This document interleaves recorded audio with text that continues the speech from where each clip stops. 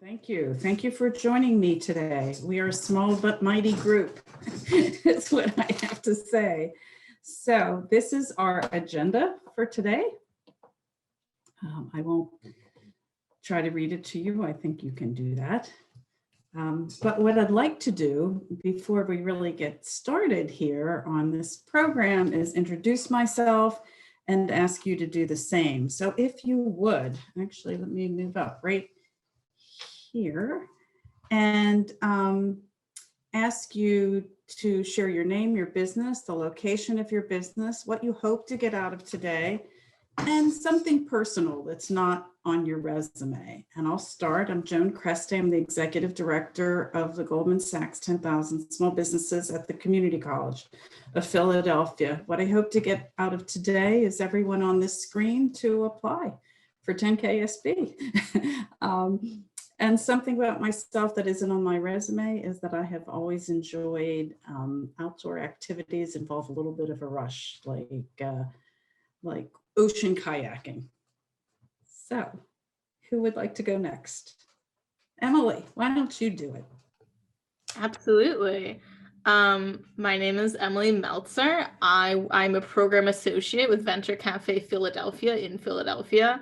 Right now I'm in Wilmington. I'm always excited to learn about more opportunities for small businesses. I'm hoping to just get some general information that I could share with some of our other community members. Something that's not on my resume is I have been playing guitar for 15 years. Wonderful. Okay, thank you. Allie. Sure. Hi, my name is Allie. I currently don't own a small business or anything like that, but back in high school, I worked at a local business. And so I would love to kind of learn more about the ins and outs of that, and kind of also want to learn about how I could maybe start my own. I'm interested in entrepreneurship and things like that. I am calling in from Philadelphia today. And I guess I kind of answered the second question too. But I definitely just want to learn more. It takes so much to own and run a small business. So I think that'll be very cool to learn about today. And something I'm not on my resume is that I really enjoy playing tennis. And I have for a while. And I think it's a very good stress reliever, especially now. Thank you. Sure is. Thank you, Allie. Frank. I hope you're on mute. Yeah. Hey, Frank here from Philadelphia. I'm kind of sitting on this from a couple different perspectives. I'm currently an attorney in my own solo practice where I help small businesses. As I talked about earlier, I have a couple other small businesses within my family. My parents, my brother-in-law has his own. So I'm hoping to get out of, just the awareness of another resource that possibly we can utilize, or I can point one of my clients in. Something not on my resume. Kind of echo yours. I'm big into the outdoors. Recently, it's coming off a fantastic snowboarding season, so looking forward to the summer. Sorry. Yeah, I guess it was a better than average boarding season compared to what we've had for a few years. Yeah. So, Mr. Hordes, is that your first name, your last name, your nickname, all of the above? That's my last name. Okay. Last name. I'm a CPA. So I'm a solo practitioner. So I'm just kind of here to see what's going on. I am interested in this program. I've heard of a similar one going on through, I think, LA21, like a small group in Philadelphia. Do you know the people over there? LA21, I do not. No, Okay. I'm not familiar with them. Okay. Yeah, there's a nonprofit in Philadelphia that's kind of trying to do something similar. Okay. And I'm just kind of curious to see what it is you guys are doing. Something on your resume? Not on your resume?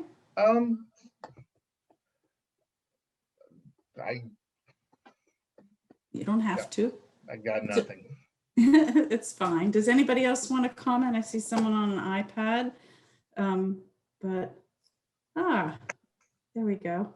Hi. Hi, Joan. It's Tracy Brala. Good to see you. Sorry, Tracy. I am on an iPad, so I know the angle's a bit weird, which is why I was trying to keep off the camera. So apologize for that. So I am the executive director for Venture Cafe, and also, a VP at the Science Center. And I'm sitting at my house in Villanova, but normally would be having Venture Cafe sessions in Philadelphia. I'm excited. You and I talked about this session many, many years ago. And so we've welcomed your team in various different capacities along the way, but excited to, hear more about it. So similar to what Emily said, we can make sure that we're referring, the businesses that we interact with that are appropriate for your program to you. And something that's not on my resume is that I was a diver in college. Oh, see, it's so interesting to hear these things. It is a great question, actually. It's a good, I didn't know that about, even though Emily and I are on the same team, I had no idea that she, played guitar for 15 years, so. It's fun to learn a little bit about people. So, folks, and thank you, Tracy, for doing this. I have been incredibly impressed with Venture Cafe since you launched just a few years ago. It is so busy. You are so active, and I love the messaging that comes out from you, Tracy. I really Thank you. Okay, so this is what we'll talk about today, a little bit about who goes into 10KSB, who has graduated from 10KSB. The impact of the program on those businesses, what the selection criteria is, what to expect, and success stories that we can share from some of our alumni, and then what it takes to apply today. So 46% of the participants in the program are women-owned businesses. We work hard to try to achieve gender diversity, as well as every other kind of diversity. The businesses range from landscaping, as you talked about, Frank, earlier in this conversation, to legal teams like your own business, to we have chiropractors and a dentist once, we've had bakers, we've had restaurants. Any kind of business that you manufacturers, anything you can imagine seems to have gone through 10KSB. There are 19 sites across the country. Here in Philadelphia, we are in year 8. The first site was LaGuardia in New York, which is of course the base for Goldman Sachs as well. They've been in operation 10 or 11 years at this point in time. All of the sites involve a community college. There's a lot more flexibility to community college than there might be at a research institution. So initially they were always major cities, but the more recent sites have been smaller, like New Hampshire, and even Ohio is broken out into three different communities in Ohio. So the curriculum is designed and overseen by Babson College, which is the #1 school for entrepreneurs in this country. And ICIC is a partner of Goldman. We work with them very closely on the recruitment process. And by the way, if you have any questions, please don't hesitate to interrupt at any point in this process. So what is Goldman Sachs? 10,000 small businesses. It is most definitely an educational program. Some people call it a mini MBA. It occurs over a 14-week period at no cost to the business owner. If you are accepted into this program, you are fully financed through a scholarship from Goldman Sachs. The focus is on business growth. So if you are operating a business that is and are interested in the status quo, this is probably not a fit for you. There is a focus on job creation. It's an economic development effort. We work really closely with the City of Philadelphia and the Chamber of Commerce. They were intimately involved in launching this under Mayor Nutter, and we continue to get the strong support from Mayor Kenny and his commerce team, both the Harold Epps, the former, and Michael Rashid and his team now, because it is focused on on Jobs for Philadelphia. And we are talking about the business owner working on the business instead of in the business. So often entrepreneurs are so heavily involved in the day-to-day operations of their business that they don't have the luxury of taking a step back and really looking at and planning a 5-year growth plan for their business. So, as I said earlier, it's designed by Babson College. All of our faculty are trained by Babson, so they might be CCP faculty, Penn faculty, Temple faculty, but they all have very specific training. Wherever you take this program, you are going to have a very, very similar experience.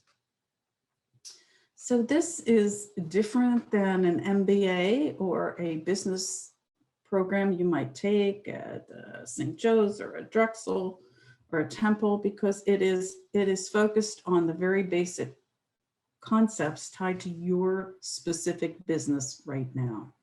It goes to a much deeper level than you would if you were focused more generally on an MBA.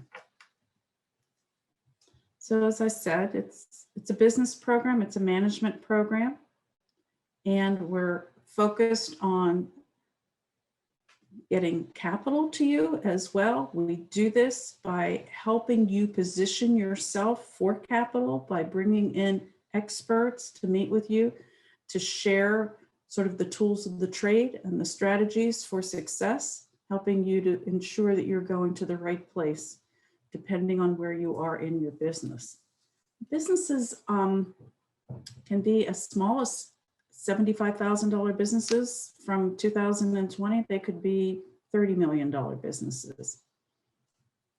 You're put in a growth group with other small businesses of 5 or 6 or at the most 7, and you work very closely with them because there is a recognition that the expertise in the room is as great as the expertise coming from the subject expert faculty in front of the room. So this program is designed to really maximize all that each business owner has and brings to the table. So you are also provided with one-on-one support through a business advisor who meets with you every single week to help you apply whatever you've learned in the program, in the curriculum, to your business immediately. So this is the curriculum. Once we get you oriented and help you to think out of the box, Lisa Sally teaches you about growth and opportunities. She calls it yoga for the mind. We want you to really stretch in your planning and your thinking about your business, to really figure out where you hope to be in 5 years, if not 10 years. And then we want to talk with you as you go through these modules, these 9 modules, to make sure you have every tool to get where you hope to go. There is a significant focus on the finances and using your finances for growth through the financial statement workshop and money and metrics. We want to help you take a look at your leadership style and how it affects those that work for you and who might complement your leadership style. And then it's all about the people and the HR policies and practices that are so important to running a business. And once you firm all that up, you're ready to start your 5-year marketing plan for your growth plan. So that is Mod 6, taught by Brian Smith. And operations and processes is really all about what you need to do if you grow. You cannot move forward with a growth plan and operate in the same manner. And that's what Mod 7 is all about. Negotiations is offered in 2 different parts. And I don't think anybody comes out of the class without being affected by that in a very positive way, whether they're negotiations in your personal life or your business life. It's a very rich program, and it's taught, our curriculum, and it's taught by Morey Tahari-Pura, who teaches at Penn and travels all over the country teaching 10K SB businesses for Goldman Sachs. And then finally, it's your final action for growth, your growth plan.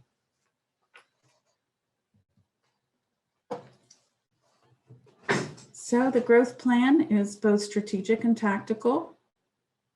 You're applying the course material to your growth plan as you go through the program. We'll use a software package called LivePlan.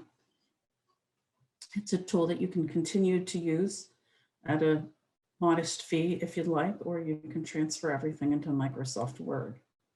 And as I said, it's a statement about your goals for your program, and it's the tactical plan for getting there. So what is all this about? It's improved presentation skills. You identify new business opportunities. You utilize your finances in a way that you might not have used them before to both understand your business and grow your business. You are a more effective negotiator. You have the tools to really be attracting the top talent that you need for your business. And you have a marketing strategy, all included in your comprehensive growth plan. So just to go over some of the things that are available, there's business advising, as I said before, one-on-one for each person going through the program. The subject matter experts who have been in industry for many, many years or in academia. The peer learning being what is the gift that keeps giving, because not only do you learn from your peers as you're going through the program, you establish strong bonds with the cohort members that you meet as you're going through this program and get to know fairly intimately. And then we have a very active alumni services program that's tied to the national alumni program. And there is an app, the 10KSB app, that you can access at any time as you launch into the program, that provides continuing educational programs virtually as at any point in time, and also allows you to communicate not just with the 632 that have graduated from the Philadelphia site, but also with over 10,000 across the country. When Goldman Sachs launched this program, PIDC and Community First received funding to establish small business lending programs. They continue to offer that. But there are many community development finance agencies that are also available to work with you. Some of them funded by the SBA, such as the Temple SBA program. We work very closely with them. We bring in bankers, someone from a venture capital fund, someone from an angel fund, again, just to orient you to these methods of funding. So what do you get as you go through 10KSB? As I mentioned earlier, a full scholarship. Class schedule may or may not be convenient to you depending on your business, but we work really hard to make it manageable, and we're offering the program virtually in the fall at this point, as we have been for the past year. So it meets on Monday mornings from 8 to 10, and it meets on on Fridays from 8 to 10 as well. There are some classes in the middle of the week, but there generally is flexibility around that because you're working with your paired partner and your growth group. As I've said earlier, the skills can be applied immediately. There's an incredible network of alumni by industry, by cohort, by region. And so what do we ask of you? That you attend all the classes. So when you're accepted into the program, we ask for that commitment. It's required by Goldman Sachs. And there are there's preparation for each of the classes. So we ask you to do that preparation and follow up. It's all geared to your business and applying the tools to your business. And of course, if you're coming into this program, it is about growth. So we expect you to demonstrate that commitment and develop that growth plan. Goldman Sachs makes sure that they understand that this program works. So there is a measurement and evaluation tool that they ask you to complete when you're accepted into the program, when you graduate, at intervals of 6, 18, and 30 months. The Harvard Business Review published a document in November of 2019 that gathered all this data and analyzed it and determined that this program is actually more effective than like programs across the country. And after having been in higher education for more than 30 years, I can tell you that there is no academic program that involves the kind of rigor that goes into this program. Every faculty member is rated by the scholars in the program. The business advisors are rated, and we are constantly using that material for Babson College to update and update and update what is going on in the classroom. So what's the criteria for acceptance into this program, or application, I should say? You need to be an owner or co-owner of the business, be in operation for 2 years. The original revenue requirement was $150,000. It has been reduced to $75,000 in recognition of the impact of COVID on small businesses. And while the original criteria for employees for our first 7 years was 4, it is now 2, again, in recognition of the impact of COVID on small businesses. What does the application involve? Information about your business and where you hope to go, what you'd like to see happen, and the challenges that you experience both financially and operationally. And then documentation of your finances, evidence that you are incorporated, or whatever your legal entity status might be, and just proof that you are who you say you are before we put you in a classroom where people are sharing confidential information about their business. This is the impact of this program. Within 6 months, 70% of those going through the program see an increase in revenue, and 50% in only 6 months see an increase in jobs.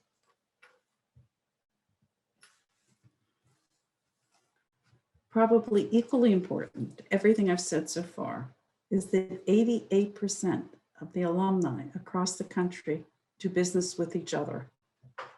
I never go through a cohort without significant engagement among those that are participating in the program, ensuring that they, in fact, are doing business immediately with each other, let alone once they connect to the alumni nationally.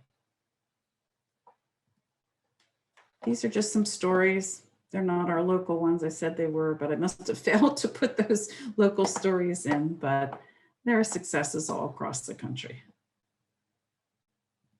If you're interested in 10KSB, or you know someone who is, this is where you go to apply.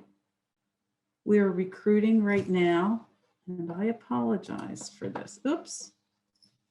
We are recruiting right now, and I am unable to correct this. I must have pulled up an old slide. I am so sorry.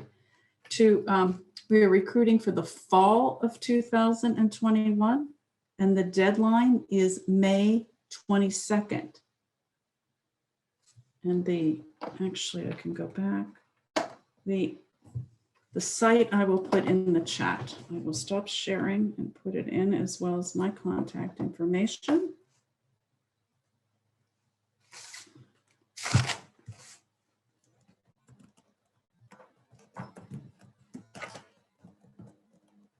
This will take you right to the site. And this is my email. And this is my phone number.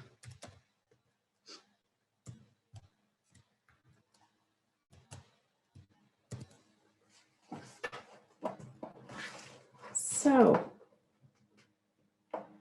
questions, comments, thoughts?